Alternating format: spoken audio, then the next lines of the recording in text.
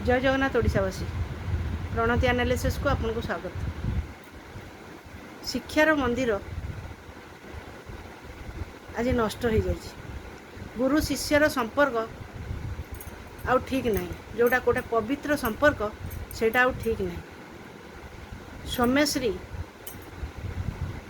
बालेश्वर जो FM college रे छात्री तांकु दीर्घ 6 मास धरी निर्यातन से पाउथिले।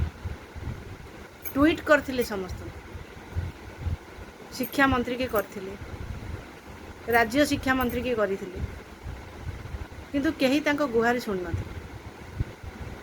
कोन पई सुन नथिले? से जने एबीवीपी रो कर्मकर्ता मध्ये थिले, मल्टी टैलेंटेड पिलाटी,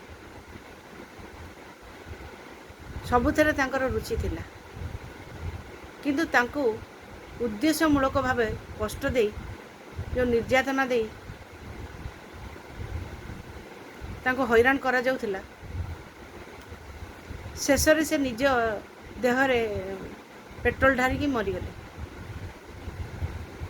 किंतु गोटे दुखर विषय, राजनीति आमर एते तलक खसी जाइछि जे गोटे झीर मृत्युटा को मध्य राजनीति रे निया जाउछि। ये कलिकता ठारू मध्य बळीगला।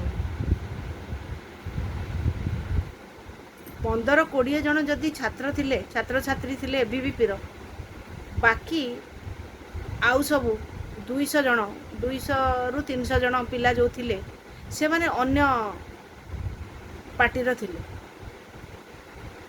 किंतु से माने से जो शिक्षक लेक्चर थिले तांको पटरे हेले। काहे कि हेले ना राजनीति आक्रोश, राजनीतिर फायदा उठाइबा पई, राजनीति रे शामिल हवा पई तांको हैरान करागला। कौन राजनीतिर ऊर्ध्व को जाई गोटे झील को साहाଯ୍य करी न था? तापरे से जो प्रिंसिपल तांकर जो कमिटी हेइतिला, मीटिंग हेइतिला, सेठी से कौन कहिले जे तांको माने सी आसी संगे संगे पेट्रोल ढालिकी जाली ही गले। कौन सी तांको रायटा को सी कौन आगुरी जानी देइथिले? सोमेश्री जदि जानी किपर जानी आउ जदि जानी नथिले ताले से पेट्रोल नहीं कि आसिले केमिति? पेट्रोल जदि आनिले केही कौन देखि पारलेनी? जो जगह से पेट्रोल ढारी निया लगे जंती सेठिका सीसी कैमेरा काम करुछि, किंतु जो जगह तांको नेगोशिएशन होउतिला, जोठी प्रिंसिपल डाकिकी से झील सहित कथबार्ता करथिले, कहीं से सीसी कैमेरा तो नहीं। से गला कुआडे? बर्तमान विरोधी दल बहुत जोर रे रड़ी छाड़ुछन्ति। मु कहूनी शासक दल फरे कहूनी, कहीं शासक दल को मध्य झीलटी ट्वीट करथिला, एक्स रे जणैथिला, मिनिस्टर मानकु जणैथिला, सेमान ताकू अवहेला करथिले। किंतु ए जो विरोधी दल गर्जुचंती तांकर सीरियली लिस्ट अछि। आउ सी मध्य अन्य कॉलेज रे थाई कि जोटा कि गणमाध्यम रे प्रकाश पाउची, अन्य गणमाध्यम रे प्रकाश पाउची जे सी अन्य कॉलेज रे थाई कि अन्य झियो मानकु जो खराब व्यवहार देखैथिले, से मध्य कहिथिले मु बीजेपी रो मोर बड़ बड़ बीजेडी रो सॉरी बीजेडी रो बड़ बड़ लोक मोर हाथ रे अछन। ताले से लोक किए जो माने हाथ रे अछन? कैंडल यात्रा कले अरुण साहू कौन कहले? आम कैंडल यात्राटा सक्सेसफुल है। परी बेले आपण कुआड़ जाइथिले? तुमको सब लाज शर्म लागु नहीं? ए सब उपरे जो राजनीति करछो गोटे झीर जीवन को नहीं खराब लगुनी? मोहन माझी को आमर अनुरोध, सबुठ ऊपर को जाएंगे, राजनीति ऊर्ध्व को जाएंगे, निजर झील भाविकी तार तदंत करा जाऊ। आ दोषी की एमिति दंड दिया जाऊ जेमिति कि अन्य किए करबा पूर्व 100 थर भाविबो, से दृष्टांतमूलक गोटे दंड दिया जाऊ। तार चाकरी जेतिक पैसा सबू से पिला को दिया जाए, तार फैमिली की। ତା ଫ୍ୟାମିଲି କି ଦେଇଦେଲେ ତା ମା କୋଳକୁ ପିଲାଟି ଫେରି ଆସିବନି କି ତାର କୌଣସି ଲାଭ ହେବନି,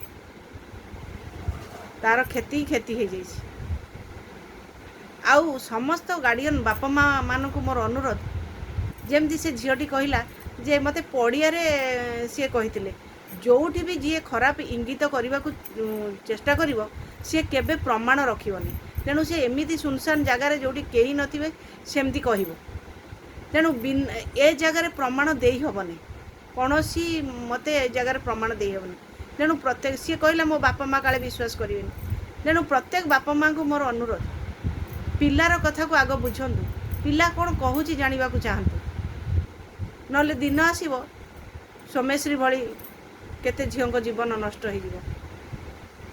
ଶିକ୍ଷାର ମନ୍ଦିରରେ ଆଜି କୌଣସି ମା ବାପା ଚାହୁଁନାହାନ୍ତି ଯେ ମୋ ଝିଅକୁ ବାହାରକୁ ପଠେଇବି, ପାଠ ପଢ଼େଇବି। କେଉଁ ଭରସାରେ ପଠେଇବେ ସେମାନେ? ଆପଣ ନିଜେ ଚିନ୍ତା କରନ୍ତୁ, କେଉଁ ଭରସାରେ? ଯେଉଁଠି ଗୁରୁ ହେଲା ଗୁରୁଙ୍କୁ ଭଗବାନର, ଆମ ହିନ୍ଦୁ ଧର୍ମରେ ଗୁରୁଙ୍କୁ ଭଗବାନର ଦର୍ଜା ଦିଆଯାଇଛି। ସେଠି ଗୁରୁ ଯଦି ରାକ୍ଷସ ରୂପରେ ଦେଖାଗଲା, ସେ ଜାଗାରେ ରାକ୍ଷସ ପାଖକୁ ଗୋଟେ ଝିଅକୁ କେମିତି ପଠାଯିବ? ଆଜି ଯଦି ସେ ଝିଅଟି ମୃତ୍ୟୁବରଣ କରିଛି, ଏଥିପାଇଁ ସମସ୍ତେ ଦାୟୀ। ପ୍ରଶାସନ ଦାୟୀ, ସେଇ ଯେଉଁ ଲେକ୍ଚର ଯାହାକୁ ଆରେଷ୍ଟ କରାଯାଇଛି ସିଏ ମଧ୍ୟ ଦାୟୀ, ପ୍ରିନ୍ସିପାଲ ତାଠୁ ଅଧିକା ଦାୟୀ। ସିଏ ତ ପରମ ଗାଲୁଆ ନମ୍ବର 1। କାରଣ ସେ କେତେ ଷ୍ଟେଟମେଣ୍ଟ ବଦଳାଉଛନ୍ତି। ମାନେ ସୌମ୍ୟଶ୍ରୀ ଥିଲା, ମୁଁ ସେ ଲେକ୍ଚରକୁ ଡାକିଲି, ପୁଣି ସେ ଲେକ୍ଚର ଛୁଟିରେ ଥିଲେ, କେତେ ପ୍ରକାର କଥା କହୁଛ, କେତେ ବଦଳାଉ। ତାକୁ ବାଧ୍ୟ କରାଯାଇଥିଲା ସୌମ୍ୟଶ୍ରୀ କି ଯେ ତମେ ଗୋଟେ ଦେଇଦିଅ, ସମସ୍ତେ ତ ତମ ବିପକ୍ଷରେ ଅଛନ୍ତି, ତମେ ଗୋଟେ ଲେଖିକି ଦେଇଦିଅ, ସରିବନି। ତେଣୁ ଯେତେବେଳେ ଝିଅର ସମ୍ମାନ, ଆତ୍ମସମ୍ମାନକୁ ଆଞ୍ଚ ଆସିଛି, ତେଣୁ ସେ ଝିଅଟି ନିଜକୁ ଆତ୍ମାହୁତି ଦେଇଛି। କିନ୍ତୁ ସେ ପେଟ୍ରୋଲ ଆଣିଲା କେଉଁଠୁ ତାକୁ ମଧ୍ୟ ତଦନ୍ତ କରାଯାଉ। ତେଣୁ ମୋର ପ୍ରତ୍ୟେକ ଝିଅଙ୍କୁ ଅନୁରୋଧ, ଏମିତି ଆତ୍ମହତ୍ୟା କରନ୍ତୁନି। ଆତ୍ମହତ୍ୟା କୌଣସିର ସଲ୍ୟୁସନ୍ ନୁହେଁ। ଆପଣ ରାଜରାସ୍ତାରେ ଆସିକି ବସିଯାଆନ୍ତୁ, କିନ୍ତୁ ଧର୍ମଘଟ କରନ୍ତୁ, କିନ୍ତୁ ଆତ୍ମହତ୍ୟା କୌଣସିର ସଲ୍ୟୁସନ୍ ନୁହେଁ। ତୁମେ ଗଲା ପରେ ତୁମ ମା ବାପା ତୁମ ପାଇଁ କେତେ ଝୁରି ହେବେ?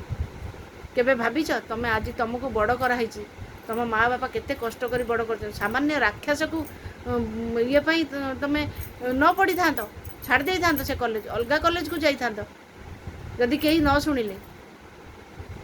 କିନ୍ତୁ ଆତ୍ମହତ୍ୟା ତା'ର ସଲ୍ୟୁସନ୍ ନୁହେଁ। ରହିଲି, ନମସ୍କାର। ଭିଡ଼ିଓଟି ଭଲ ଲାଗିଥିଲେ ଲାଇକ୍, ସେୟାର, ସବସ୍କ୍ରାଇବ୍ କରିବାକୁ କେବେ ବି ଭୁଲିବେନି।